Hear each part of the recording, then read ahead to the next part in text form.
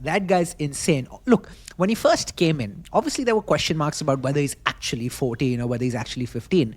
But then you soon come to realize that regardless of what his age might be, it could be 14, it could be 15, it could be 18, it could be 19, it could be 24.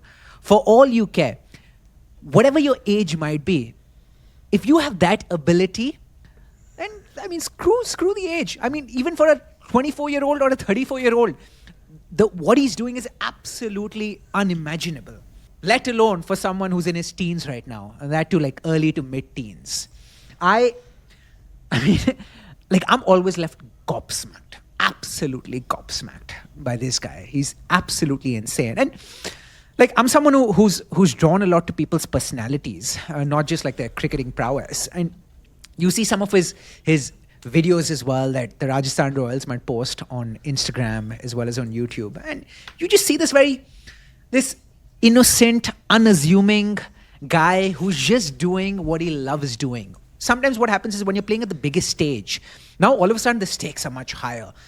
You tell yourself that this matters. As soon as something starts mattering to you a lot, you end up becoming you end up becoming very attached to it. And as soon as you become very attached to something, then you no longer have the same approach of fluidity that you typically have when you're doing something simply for the love of it.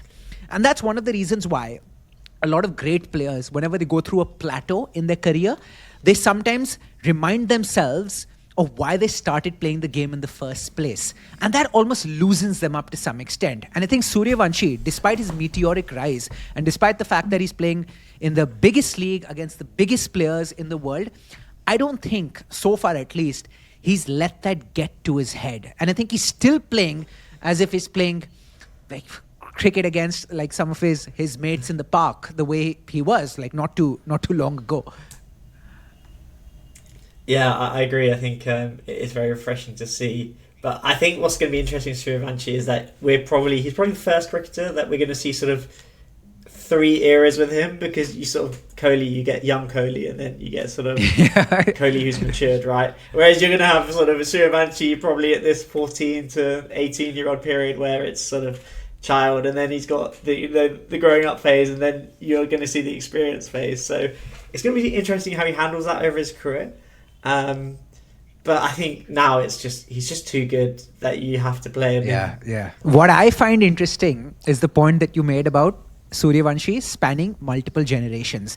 Think about this as a thought experiment, because I was thinking about exactly this, but keeping Max Dowman in mind. But it's the same applies to Sooryavanshi as well, both like 15-year-olds. 20 years from now, they're going to be 35, both of them, Sooryavanshi as well as Max Dowman, 35, 36, which means that this is probably still going to be playing professional football and professional cricket. 20 years from now, I'm going to be 53. 50 fucking 3. That sounds absurd. I'm 33 right now. I'll be 53.